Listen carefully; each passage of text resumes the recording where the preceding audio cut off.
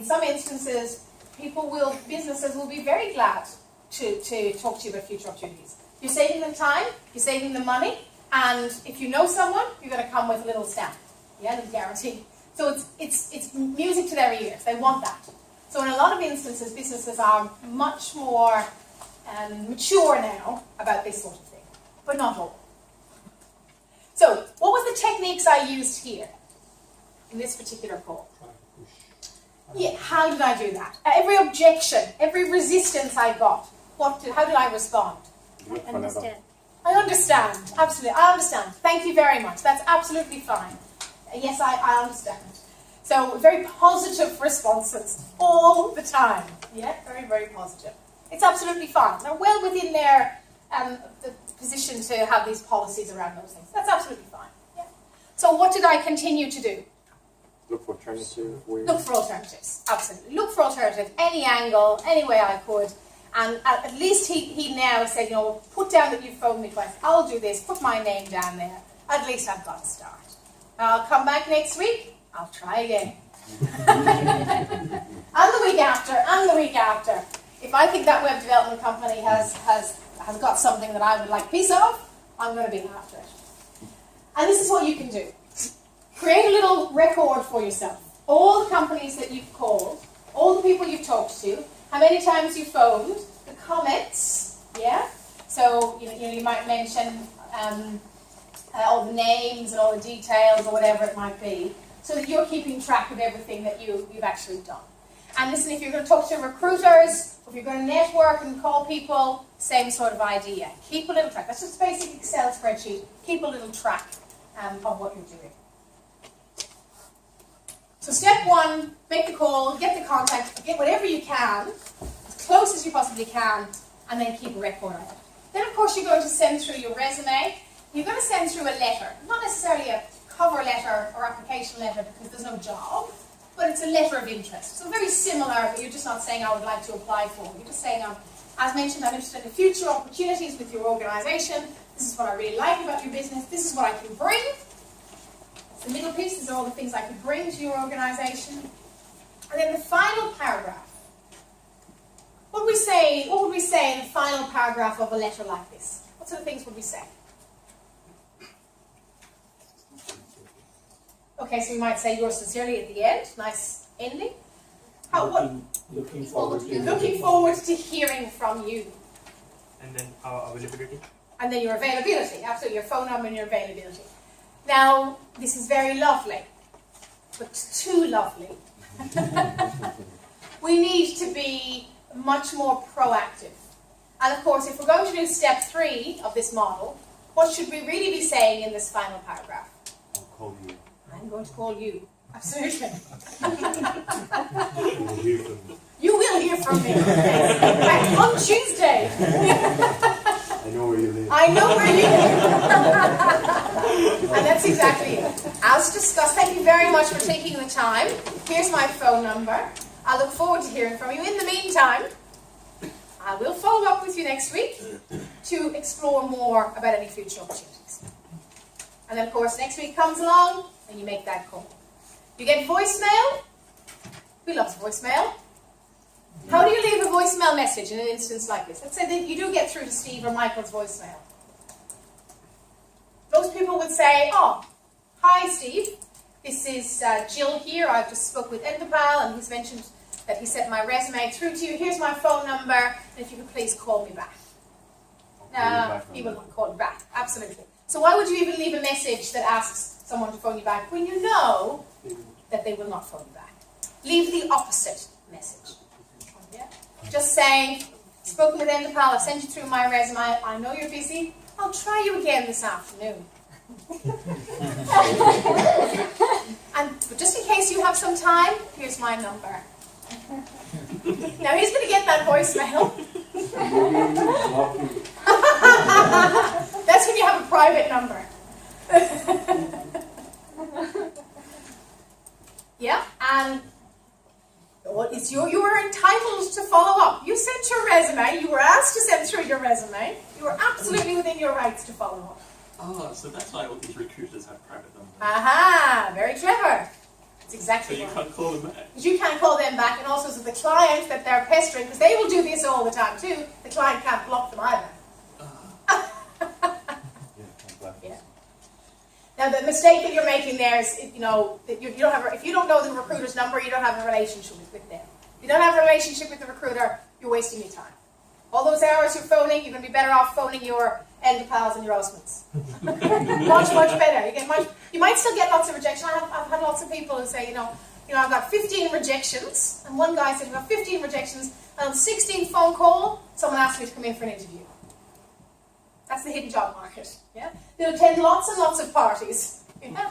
They go to loads of barbecues, and nothing will come from it. And then you'll go to one more, and that's exactly what happens. Not every single lead will eventuate into a golden opportunity, but a lead will eventuate into an opportunity. And that's the one you're looking for. You are looking for that little lead in all of the other leads. That's why it's going to take you 40 hours a week. Yeah? That's why it's a full-time job doing all these sorts of things. Particularly if you've got a list of 30 or 40 companies to make those calls to. And literally, even to get that far, you might have had to make 5 phone calls to get that far. I've had other people doing this and doing it in sort of tag teams, where maybe 2 or 3 of you will get in a room and you'll all hit the phones, if you like. Yeah. So you'll all make your calls, and then after each call you'll have a little bit of a chat about what worked and what didn't. If you're doing your internship, you've got a little group of you together. It's a great strategy. It gives you momentum as well, because this can be quite soul destroying. Yeah. Because you will get a lot of rejections. The more rejections you get, the closer you are to a yes. Yeah, the closer you are to a yes. If anyone's watched The Wolf of Wall Street, it's exactly the same. Yeah, it's exactly the same. All the difference is you're selling something ethical here, and that's you. Yeah, so you can stand behind your product with pride. So step 3, call again. And if they say, are they expecting your call? Of course. I've written to them, telling them I'm going to be calling today. So they're expecting your call. So the call, right, call strategy. Any questions on that? What's the best time to call? Great question. Fabulous. Best time to call. Yes. If you have an end pal on the other end of the phone, call at lunchtime. Because where will end pal be? At lunch, on his break. Absolutely. If an husband, it doesn't matter. So think about the reception. Sometimes 8 o'clock in the morning, 6 o'clock in the evening, believe it or not, good times to get people. Either before the craziness of the day, after the craziness of the day. Middle of the day, 11, 3, people are mostly in meetings. Decision makers are mostly in meetings. So really difficult times to contact them. So you can try any time. But bearing in mind, in peak time, peak work time, it's probably not going to be the best. What if you go to the office? Yeah, great question. And you know what? I did some work with a French company, French sort of technical engineering / IT company last year, and I asked them, I noticed there was sort of a pattern among the people in the organisation, and I asked the manager and the people I was working with, how do you hire? And she looked around the room and she said, everyone here has come through contacts and connections. Oh, apart from the IT person. I said, how did he knocked on the door? Physically knocked on the door, and this was an industrial estate in Knox. Yeah, and it was an IT job in the sort of an engineering audiovisual company. It's worth a shot. It's worth a shot. Some businesses, the smaller the business, the better that would be. For micro businesses, this was about 15 people in the whole organisation. So you can imagine they would really pride themselves on someone taking that initiative, finding the business first of all, tiny little business, and going there and knocking on the door. Bigger businesses, don't bother. You came to Telstra downstairs and said, hey, I want to... They'll tell you get lost. They'll call security. Code red. Stalker. So you got to think about that. In fact, some of these calls, I know I've had clients try it with big companies. It doesn't really work. So the business is so complex, so big.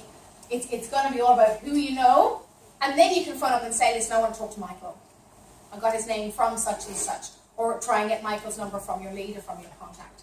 But bigger businesses, they use the call right call, but use it with the name that you actually got from your networking approach. And that call right call can be used for any call at all, whether it's directly to the organization. If you, for example, if you want to build a relationship with a recruiter, for example, ask this person here, who's that recruiter that you're working with? And phone up and say, I want to speak to this recruiter. This recruiter was recommended to me. This is the recruiter I want to speak to. Don't even bother going to look at the jobs they've advertised. Go straight to the recruiter, and the recruiter will take you more seriously then. You mention someone's name that was placed, or someone that they've talked to before, or someone that they're sending out to interviews. What is there now between you and the recruiter? Trust. That's exactly it. Otherwise, there's no trust, and they're just going to block your calls or never return your calls. So you probably only need, for a lot of you probably only need 1 or 2 recruiters that you've got a relationship with. The other way is go along to events, you're going to meet recruiters. So the more likely there are decision makers at those events, the more recruiters you'll actually find at those events too. We've had a bit of a look at social media, but let's look at it in a bit more. I guess you guys all know what it is. Huge amount of businesses using it. Again, you're probably very aware of that.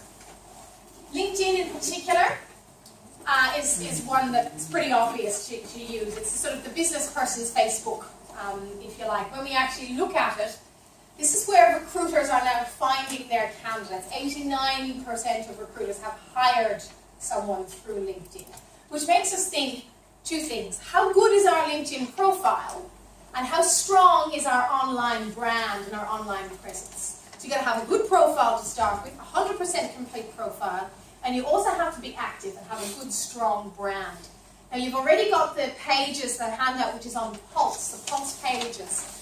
That's the thing to do to build your brand. It's a bit like the way Facebook works. It's sort of a stream of hits and articles and connections and comments and clickbaiting and liking and all that sort of stuff. That's what you need to be using to build your online presence, as well as a good solid profile. Then recruiters will start to find you because you're already actively involved on LinkedIn. Or when you do invite someone to your LinkedIn profile, again, they'll trust you because that's what they're going to look at. I would always look at what is the profile complete. If the profile is complete, they're probably not even going to accept your invitation. So is your profile 100% complete? And then what's your activity like? Are you using LinkedIn in the way it's designed, or you are sort of you're non-existent? You're there, but you're not really there. You're not active at all as well. And of course, hiring managers will use your LinkedIn profile to, when you phone, if you were going to phone Michael, for example, and Michael thought, gee, that was a pretty good phone call, he'll go straight to your LinkedIn. That's where he'll go first. Before you even send your resume, he's there. So you've got to make sure that's absolutely ready to go before you would ever do anything else. And even you can start to see Facebook now. Facebook's slightly changing. So probably I've realised it's sort of changing into a more of a, rather than sort of friends, it's more about information, sharing of information. Businesses are using it. They're using it to market their products to customers. And they're using it to hire too. So again, you don't have to use Facebook in this way. But if you want to, you think it's an option for you, then think about making your Facebook as professional as possible and thinking twice about who you involve in there. Twitter, not so much. Twitter's a bit different. Twitter's great for staying in touch with people and building relationships, but not necessarily taking them a bit further. And of course, your candidate blog or your YouTube channel is another strategy as well. Poor spelling, grammar, big no-no when you think about your online profile as well, and any sort of political affiliations. So joining any groups that would hint at your political persuasion, again, it's just one of those things we stay away from, and hiring managers see that as a negative aspect, so something to sort of avoid there.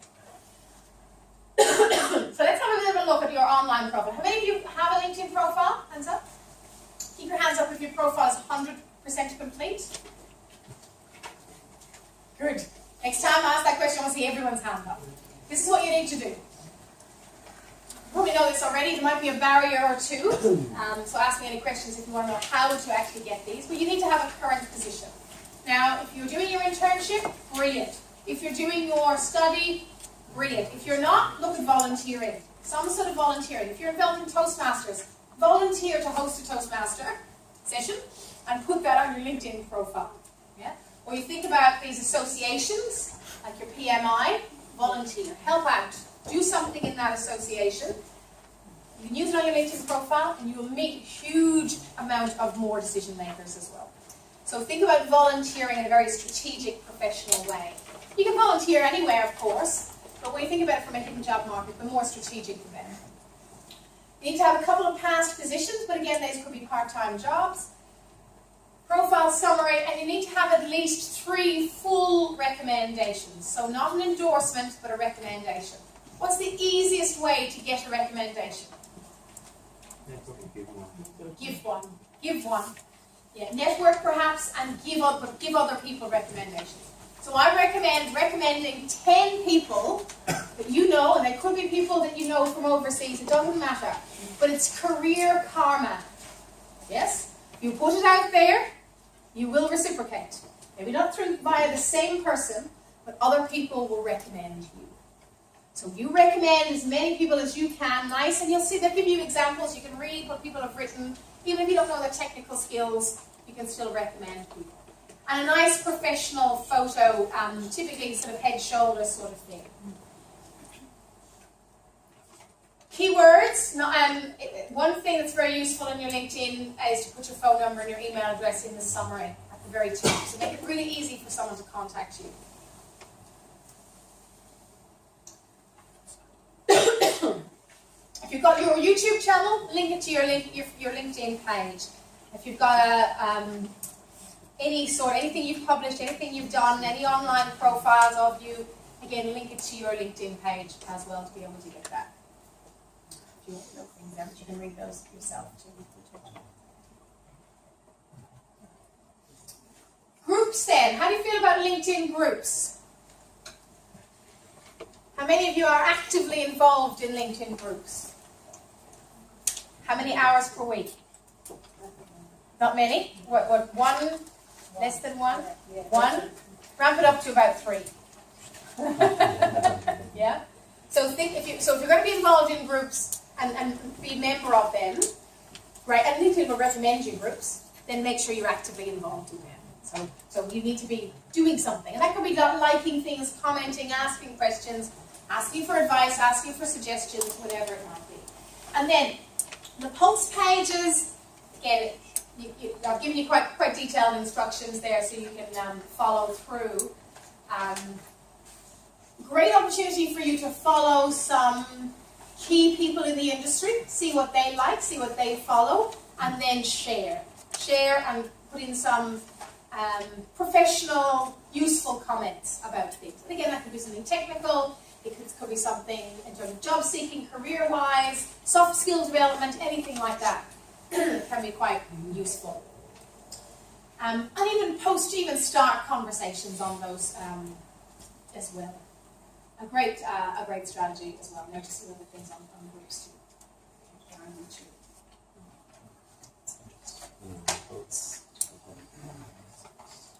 Anyone thinking about applying for graduate programs at the end of this year, early next year? Yeah, a few of you. Great stuff. I'll just touch on a few things about graduate programs, because that's another way to look at, for an entry-level role, looking at hiring. Now bear in mind, graduate programs look at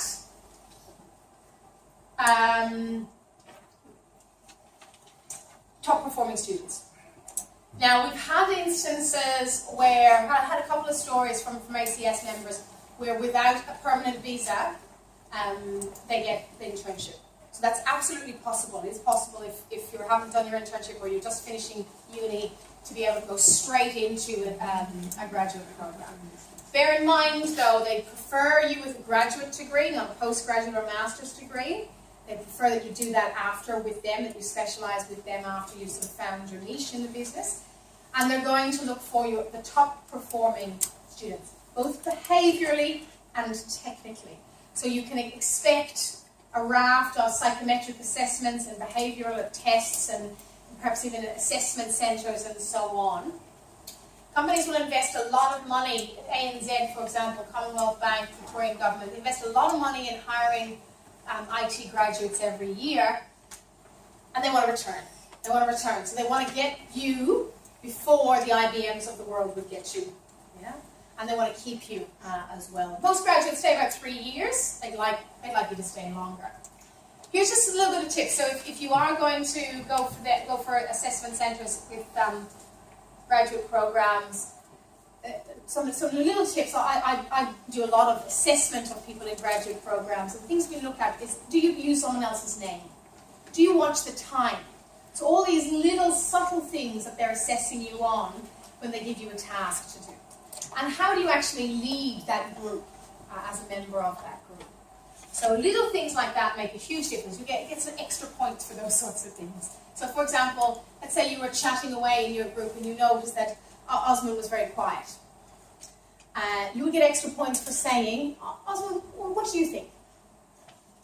Yeah? So little things like that to encourage people who perhaps are quieter shows you as a leader in that particular group. So little things like that can be very helpful. I'll leave you with those tips there. So, just to summarize, in terms of our hidden job market conversation, have a plan of attack. Understand the steps and think strategically, what are you going to do, when are you going to do it, and plan out your hours per week. If you're working full-time, then you need to think about planning out extra activities. Of course, you need to do your job first and foremost, but think about networking in your job and then networking on the weekends or before and after work. Be really clear on what you want. Know the strategies. Use multiple strategies. When I say use multiple strategies, get a YouTube channel. Target businesses directly.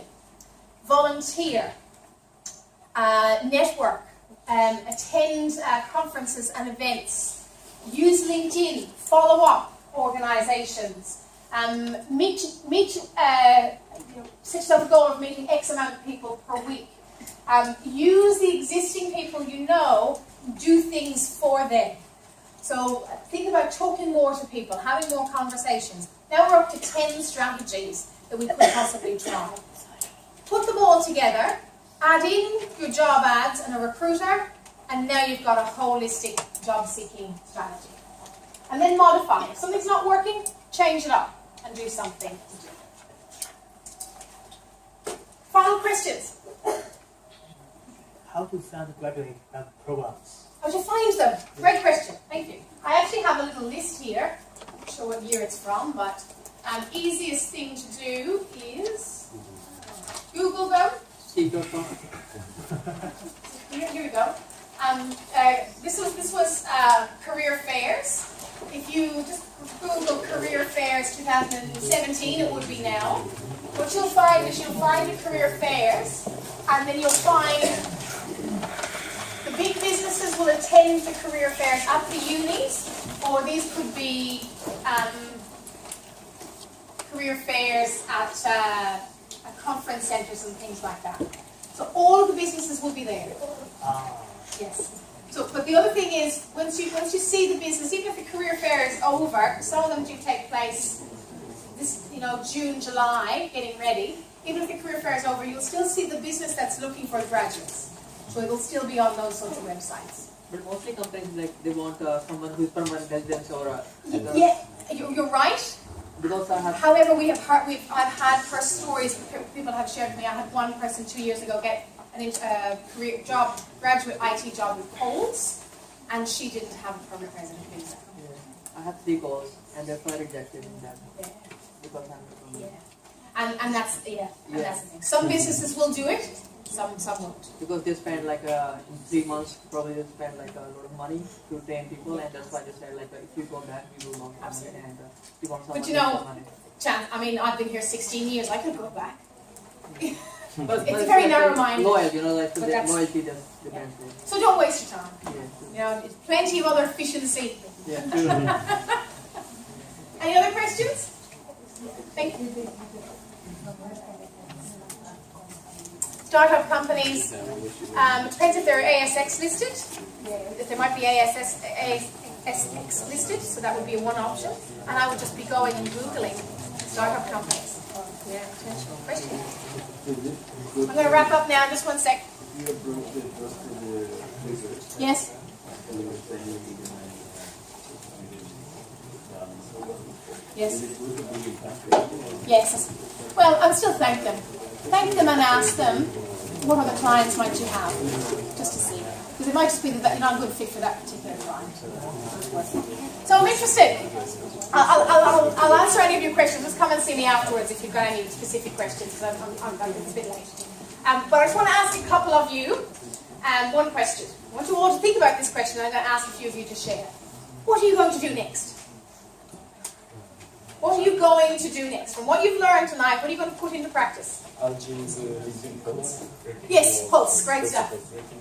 Breaking the walls, absolutely. So making those calls, lovely, great stuff. What else? What are you going to do next? Socialize. Check the startup companies, update your LinkedIn profile, great stuff. What else? I got the Socializing more, beautiful, finding out. small company first. Small companies, great stuff. Small companies, beautiful, excellent. Good luck, everyone. We've got another event coming up in a couple of weeks. I can't remember when. 13th September? 13th of September. Excellent. Thank you for managing my diary. Hopefully I'll see you then. Come and chat with me if you want. And Tony's put up the Facebook page if you want to use Facebook page to find the slides. And here are contact information for me as well. Thank you so much, everyone. Have a good evening.